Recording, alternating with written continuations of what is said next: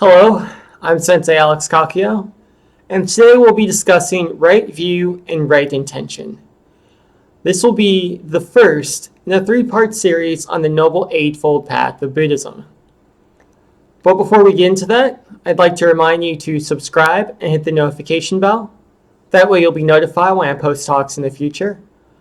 Also, if you'd like to do a deep dive into the Noble Eightfold Path, make sure you check out my book, Perfectly Ordinary Buddhist Teachings for Everyday Life. It's available on Amazon, and I posted a link to a sample chapter of the book in the description for this talk. Now, right view and right intention are the first and second tenets of the Noble Eightfold Path. They also make up the wisdom teachings of the path, and they set the foundation for the later teachings of morality and meditation. So before we understand them, we need to understand what is wisdom. And to find that out, I found a definition I thought was pretty good. It's on dictionary.com, and it states, wisdom, the quality or state of being wise. Knowledge of what is true or right, coupled with just judgment as to action, sagacity, discernment, or insight. So the key words there are judgment and discernment. Wisdom is us looking at the world clearly and making a judgment of how we want to behave.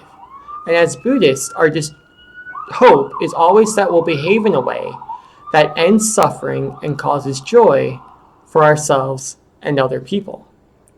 It's important to note, however, that there are two ways to gain wisdom in the world. Both are equally important, but depending on the situation, we may choose one over the other.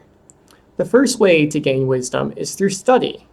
Perhaps we read books or we watch talks like this one. And the other way is through experience. We experience things firsthand. And we can think of this by thinking of a hot stove. Now, if we want to learn about this stove, maybe we read the instruction manual. Maybe we talk to people who have experience with it and see what they have to say. And based on what they say, we may decide that I'm not going to touch the stove. It's hot. I've learned enough. And then we go on our way. However, we may decide that we want to reach out and see what happens for ourselves. Now, the first example would be study. The second example would be experience. We gain wisdom either way. And we use both of these practices in Buddhism to learn about the teachings. So we study Dharma books, we watch Dharma talks like this one. We also use body practices to gain experience like meditation, chanting, bowing. And of course, we study our own life experiences in daily life to gain wisdom. And then we use that wisdom to make better decisions in the future. One really cool thing about wisdom, however, is that it can be given away as a gift.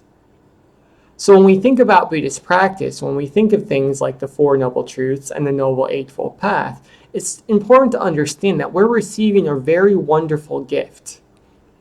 People who have been doing these practices for 2,600 years are giving them to us, saying these are the mistakes we made.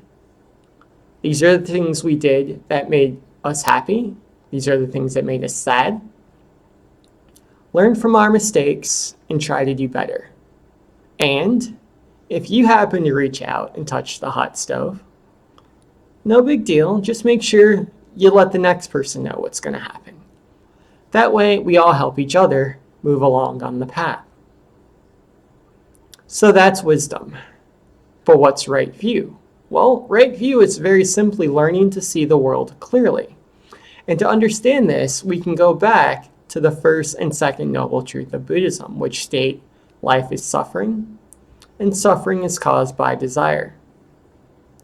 Now, as I said in previous videos, desire is a perfectly natural, normal part of life, which is why suffering is also a natural, normal part of life. They cycle with each other. However, if we look at our desires with right view, meaning we see them clearly and we think through the consequences of our actions, we'll inevitably find ways to either end suffering altogether, maybe we make different choices, or if we can't make different choices, we find ways to reduce suffering for ourselves and other people. Now, this may seem like a very obvious thing that everyone does, but that's just not the case. There's many situations like smoking, drunk driving, infidelity, where people understand the consequences of their actions, but they're so caught up in the mind of desire that they don't care. Or maybe they do care, but they just can't help themselves. Their desire is just too strong. And this leads us to the third and fourth noble truth of Buddhism, which state the way to end suffering is to end desire. The way to end desire is the Noble Eightfold Path. And this, of course, leads us into right intention. So we see the world clearly through right view. And right intention, or right vow, as it's sometimes called, is us just really making the strong decision, the strong vow, that as we look at the world, we are going to make the decision that's best for ourselves and best for other people. Even if that means we don't fulfill our desires. We lose our attachment to our desires. We give that up so that we can make life better for ourselves and other people. Now, this is a very mature, very grown-up decision, but it's not an easy one to make. This is why practice is so important. Because we as humans, as human beings, we very naturally have very strong desires. And practices like meditation, like chanting, like bowing, like sutra study, again, going back to experience and study to gain wisdom, all of these practices help us develop right intention. We see past our desires, and we see the happiness that's possible if we don't give in to them. And as we do that, it slowly but surely becomes easy until eventually it becomes a habit, until eventually we don't think about it at all. And that's just how we live our lives, with right view and right intention being the foundation of every decision that we make. So that's the talk for today. I hope it was helpful. If you'd like to read articles I've written about Buddhist practice, you can do that at my blog, The Same Old Zen. The link for that is in the description for this talk. And if you have comments on today's lesson, please leave them in the comments section below. I love hearing from you guys, and I promise I'll respond.